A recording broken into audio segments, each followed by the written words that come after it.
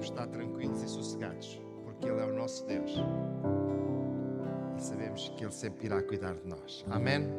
Meus amados, nós vamos estudar a palavra do Senhor, mas antes disso vamos inclinar as nossas cabeças e termos uma palavra de oração ao Senhor, pedindo a bênção de Deus, também agora que vamos meditar na sua palavra. Deus da glória, queremos levantar a nossa voz até ao trono da Tua graça, Deus, bendizer-te e honrar-te, porque não temos outro além de Ti, Senhor. Te pedimos que Tu venhas abençoar o Teu povo e a Tua igreja.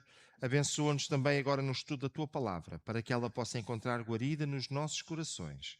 É isto que eu te peço em nome de Jesus. Amém. Aleluia. Os irmãos podem tomar os vossos lugares. Hoje estaremos no último estudo da Carta aos Hebreus. Sei que foi um percurso longo, mas hoje chegámos ao final da Carta aos Hebreus. E ainda hoje irei falar com os meus amados irmãos acerca do próximo estudo que iremos iniciar, querendo Deus, no próximo culto. Meus amados irmãos, a carta aos Hebreus, ela termina como a maioria das cartas, com umas saudações finais, umas palavras finais que o escritor deixa para os seus leitores, ouvintes. Leiam comigo, por favor, no capítulo 13 e a partir do versículo 20. Hebreus, capítulo 13 e a partir do versículo 20. E diz a palavra do Senhor: ora, o Deus de paz, que pelo sangue do concerto eterno tornou a trazer dos mortos a nosso Senhor Jesus Cristo, o grande pastor das ovelhas, vos aperfeiçoou em toda a boa obra, para fazerdes a sua vontade, operando em vós o que perante Ele é agradável por Cristo Jesus, ao qual seja glória para todo o sempre. Amém. Rogo-vos, porém, irmãos, que suporteis a palavra desta exortação, porque abreviadamente vos escrevi, sabei que já está solto o irmão Timóteo, com o qual, se vier depressa, vos verei. Saudai todos os vossos chefes e todos os santos, os da Itália, vos saúdam. A graça seja com todos vós. Amém. Até aqui a palavra do Senhor. Então, meus amados irmãos, esta saudação final, ela divide-se em 3 grupos, em 3 partes. Uma bênção final, uma exortação final e uma saudação, ou saudações que ele deixa, ou que o escritor deixa, para os irmãos receptores desta mesma carta. E eu gostava de, nesta noite, analisar cada um destes pontos per si e tentarmos perceber o que é que a palavra de Deus quer dizer para nós neste momento também. A parte da bênção final começa com a fonte da bênção. De onde vem a bênção? E começa com a expressão o Deus de paz. Se eu tivesse que dar um título, eu diria o Deus de paz em tempos de instabilidade.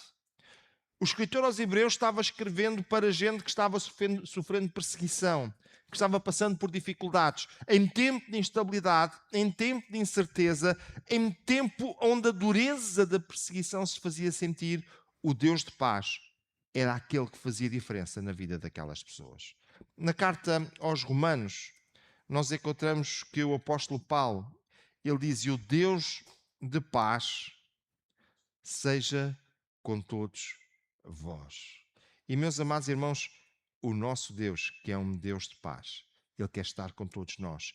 Ainda na carta aos Romanos, Ele continua a dizer: e o Deus de paz esmagará em breve Satanás debaixo dos vossos pés. A graça do nosso Senhor Jesus Cristo seja com todos vós. Também podemos ver que na carta de 2 aos Tessalonicenses, normalmente, Jesus é tratado como e o mesmo Senhor da paz vos dê sempre paz de toda a maneira. O Senhor seja com todos vós. Então, vemos que Deus, Ele é, na sua essência, o dador da paz. Amém? Você pode procurar noutro sítio. Paz verdadeira vem dele. Ele é o Deus da paz. Segunda coisa que nós podemos ver é que esta paz, ela tanto se manifesta no âmbito pessoal, como ela se manifesta no âmbito coletivo. Nós precisamos de ter paz connosco próprios, mas nós precisamos de ter paz também uns com os outros. Também vemos que é a paz para o momento. Quantas vezes a situação pela qual estamos a passar desenha a forma como nós nos sentimos e até a nossa paz. Mas o que o escritor deseja é que os leitores da carta possam sentir paz mesmo a viver em momentos de instabilidade. E, meus amados irmãos, isto não é algo muito fácil, mas é o que ele deseja. E acreditamos que o nosso Deus da paz, ele também nos pode dar paz, mesmo nos momentos piores da nossa vida. Esta paz, ela só foi possível pelo sangue de Jesus Cristo. Ele é a fonte da nossa paz. Para além disso, esta paz, ela só se torna verdadeira e duradoura se houver paz entre o homem e Deus, e isto foi o que o escritor teve falando ao longo da carta aos Hebreus, acerca da eternidade de um novo concerto, que fez a paz entre o homem e Deus. E agora, quando ele se despede, ele vem buscar novamente este conceito para deixar diante de nós. Olhando para esta bênção final, nós podemos ver que o ministério de Jesus, ele aparece bem desenhado na carta aos Hebreus. E aparece desenhado como o sangue de Jesus Cristo, a sua morte, e que este sacrifício ele está ligado com uma nova aliança que Jesus Cristo quis fazer não apenas com o povo de Israel, mas com a humanidade. Como o sacrifício é melhor, é uma aliança eterna que pode trazer benefícios eternos para todos nós. A ressurreição de Jesus Cristo, ela é apresentada como alguma coisa que apareceu e com a qual Jesus Cristo se levantou com o seu próprio sangue e não foi aspergido no lugar santíssimo o sangue do Cordeiro que foi oferecido, mas o sangue eterno e imaculado de Jesus Cristo. E agora, nesta bênção final, toda esta ideia é relembrada. Esta bênção final, ela apresenta Jesus Cristo como o grande pastor das ovelhas. Eu tive a oportunidade de falar sobre este tema há pouco tempo aqui num culto de domingo à tarde sobre Jesus Cristo, o bom pastor. E meus amados irmãos, se nós estudarmos o Novo Testamento, nós encontramos que este retrato, ele é muito forte como Jesus Cristo, o pastor, aquele que guia, aquele que traz liderança, aquele que conduz. E o escritor, nesta bênção final, ele vai novamente trazer Jesus Cristo como o grande pastor das ovelhas. O pastor das ovelhas ligado com este conceito que o Novo Testamento traz. É verdade que já o salmista, lá no Salmo 23, escrevia que o Senhor é o meu pastor, nada me faltará. Mas agora o Novo Testamento ele vai ampliar de uma forma muito grande este conceito maravilhoso. A ovelha e o pastor fala sempre entre o relacionamento ou do relacionamento entre Jesus e o crente. Amados irmãos, que o Senhor nos ajude e que nós possamos ter este relacionamento com o nosso pastor. Amém? Olha, leia comigo, João capítulo 10, são palavras de Jesus, foi o texto que eu usei aqui no outro dia, e diz: eu sou o bom pastor, e o bom pastor dá a sua vida pelas ovelhas. Em Marcos 6 e no versículo 34, diz: e saindo Jesus, ou Jesus saindo, viu uma grande multidão e teve compaixão deles, porque eram aquilo que ele não queria que eles fossem, como ovelhas que não têm pastor. Andavam perdidos. E sabe o que é que Jesus fez? Começou a ensinar-lhes muitas coisas. Só um pequeno pormenor que eu encontro neste texto. Jesus quer guiar-nos pelo ensino. Quantas vezes nós esquecemos isto? Veja, Jesus viu e constatou: estas ovelhas estão perdidas. Não têm pastor. O que é que elas precisam? Ensino. Como é que eu vou conseguir ajudar-lhes e dar-lhes um rumo? Ensino. Eu vou ensinar-lhes. Então diz a palavra de Deus que Jesus começou a ensinar-lhes muitas coisas. Que o Senhor nos ajude e nos abençoe. E que nós possamos compreender isto e guardar no nosso coração. Veja o que é que nós encontramos em Marcos no capítulo 14. E disse-lhe Jesus: todos vós esta noite vos escandalizareis em mim, porque está escrito: ferirei o pastor e as ovelhas se dispersarão. Mais uma vez, Jesus se apresenta como o pastor que ia passar por um momento muito difícil, e como as ovelhas sem a liderança dele ficariam dispersas. E, meus amados irmãos, é tão flagrante o momento da crucificação, como o momento em que as ovelhas ficaram, parece que não sabiam o que é que haviam de fazer. Fica João a olhar para Jesus, sozinho. Que o Senhor nos ajude e nos abençoe. E que nós possamos perceber que nós não podemos deixar de olhar para o pastor. Amados irmãos, deixem-me pensar um bocadinho mais e vejamos que já ali muito perto do ano 70, quando Pedro escreve a sua primeira epístola, esta ideia estava enraizada dentro da igreja primitiva. E veja o que é que Pedro escreve: porque eras como ovelhas desgarradas, mas agora tendes voltado ao pastor e bispo das vossas almas. Vocês eram como ovelhas desgarradas. Novamente, ovelhas. Mas há um pastor. Tendes voltado ao pastor e bispo. No capítulo 5, Pedro volta a usar o mesmo exemplo e diz: quando aparecer o sumo pastor, alcançareis a incorruptível coroa de glória. Que o Senhor nos ajude e nos abençoe e que nós consigamos perceber que necessitamos ser liderados por Ele, guiados por Ele, dirigidos por Ele em cada dia. Meus amados irmãos, o grande pastor ou o grande pastor das ovelhas aparece para distinguir a superioridade da pessoa de Jesus Cristo. Moisés, o pastor tirado do Egito, mas Jesus foi o pastor tirado da morte. Moisés, o homem que levou o povo pelo deserto, conduzindo-os até à terra prometida. Jesus Cristo, o pastor que tem sido tirado do túmulo ao terceiro dia para dirigir a igreja até à vida eterna. Mas agora temos que andar aqui no deserto. E se eu fosse israelita nos tempos de Moisés, o meu desenho seria este. Hoje é a morte dos primogénitos, amanhã passamos o Mar Vermelho e depois da manhã entramos na Terra Prometida. A verdade é que eles andaram lá 40 anos. Amados irmãos, nós precisamos de passar aqui pelo deserto. E o deserto só se consegue superar se Jesus Cristo for o pastor que nos conduz.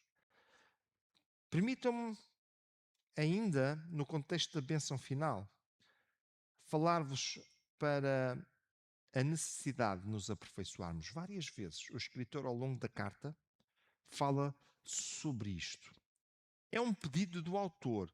Deus vos aperfeiçoou em toda a boa obra. Deus vos aperfeiçoou em toda a boa obra, segundo a sua vontade. Cada um administre aos outros o dom como recebeu, como bons dispenseiros da multiforme graça de Deus. Se alguém falar, fale segundo as palavras de Deus. Se alguém administrar, administre segundo o poder que Deus dá, para que em tudo Deus seja glorificado por Jesus Cristo, a quem pertence a glória e o poder para todo sempre. Amém. Olhe, todos nós temos coisas que Deus nos deu. Dádivas, dons que Deus nos deu. O que é que fazemos com isso? Muitas vezes nós olhamos para isso e fazemos como Jesus contou lá na parábola dos talentos. Pegamos, embrulhamos muito bem e enterramos. Não é este o plano de Deus. Se você tem pouco, use o pouco. Se você tem muito, use o muito. E há uma coisa muito interessante. É que na medida que nós usamos, nós recebemos mais. Porque os talentos enterrados vão de parar sempre às mãos daqueles que já estão a usar os talentos que têm. Que o Senhor nos ajude e nos abençoe. E que nós possamos aperfeiçoar em toda a boa obra. Isto é algo que é agradável a Deus. Tem o objetivo da sua glória. E o mesmo Deus de paz é aquele que nos aperfeiçoa, é o mesmo que recebe a glória. Veja, por um lado ele aperfeiçoa-nos a nós, e por outro lado esse aperfeiçoamento e esse uso daquilo que ele nos deu é para a sua glória. Que o Senhor nos ajude e nos possa abençoar. Deixem-me falar-vos agora um bocadinho acerca da exortação final. Disse que era 3 áreas. Deixem-me passar agora para a segunda área. O texto utiliza a palavra desta exortação. Bem, se nós virmos isto na ideia do nosso português de hoje, exortar é chamar a atenção. E isso é uma coisa que ninguém gosta.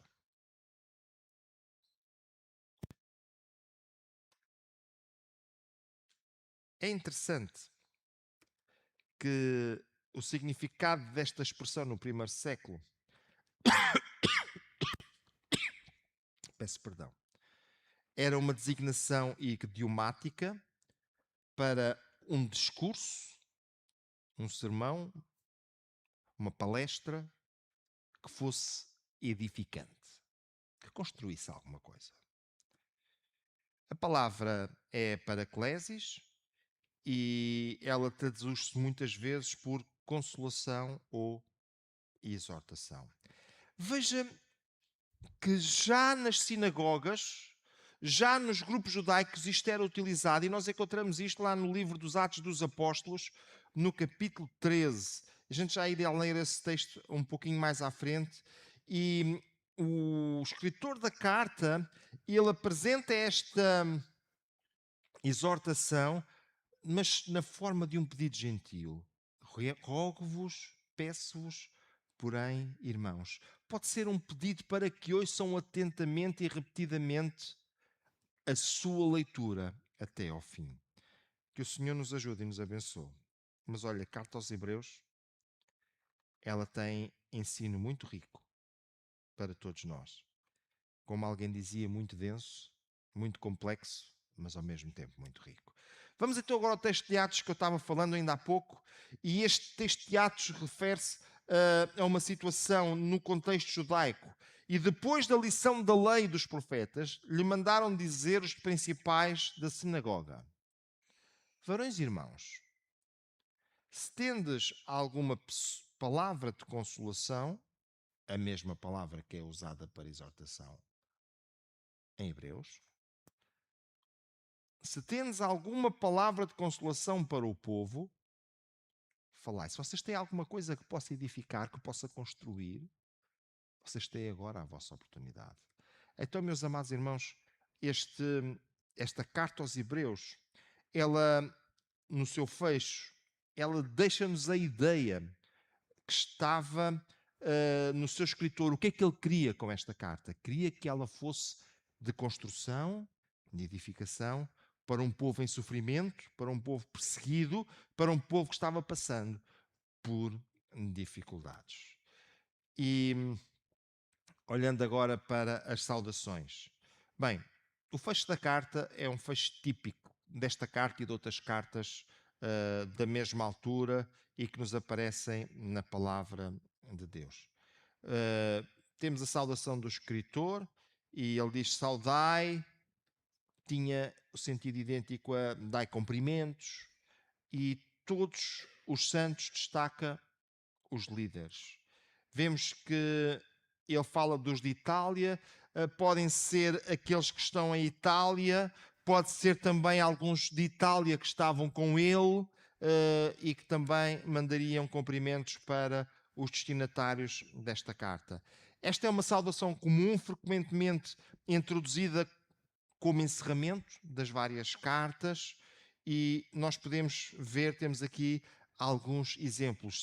Saúdam-te todos os que estão comigo, saúda tu os que nos amam na fé, a graça seja com vós todos. Amém. Isto é o término de uma carta pessoal, pastoral, a Tito. Mas quando chegamos à carta aos Tessalonicenses, a segunda carta aos Tessalonicenses, nós encontramos a graça do nosso Senhor Jesus Cristo seja com todos vós. Amém. Então temos uma forma mais ou menos comum de fazer o encerramento das cartas, e este encerramento era o pronunciamento da bênção de Deus, o poder de Deus, concedendo graça e bênçãos espirituais para o povo. Meus amados irmãos, e é assim que terminamos o estudo da carta aos Hebreus.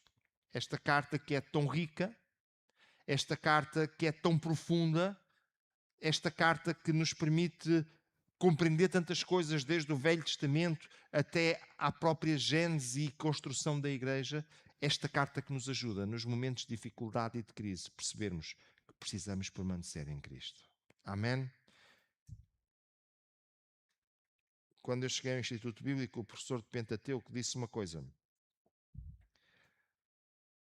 o livro de Gênesis pode ser ensinado com uma frase, e ele escreveu uma frase que nem verbo tinha, só tinha no princípio. Pode ser explicado com algumas palavras, ou pode ser explicado com muitas horas. Esta carta aos Hebreus tentei trazer alguma profundidade para os irmãos, por isso nós precisamos de bastante tempo para estudarmos esta carta, mas se nós não meditarmos de forma mais aprofundada na palavra de Deus, algumas coisas passarão ao lado. E quando nos perguntarem a razão da nossa fé, nós teremos dificuldade em responder. Então, meus amados, nunca nos afastemos do estudo sistemático da palavra de Deus, porque ele é bem necessário para as nossas vidas. Amém? Bem, eu prometi aos irmãos.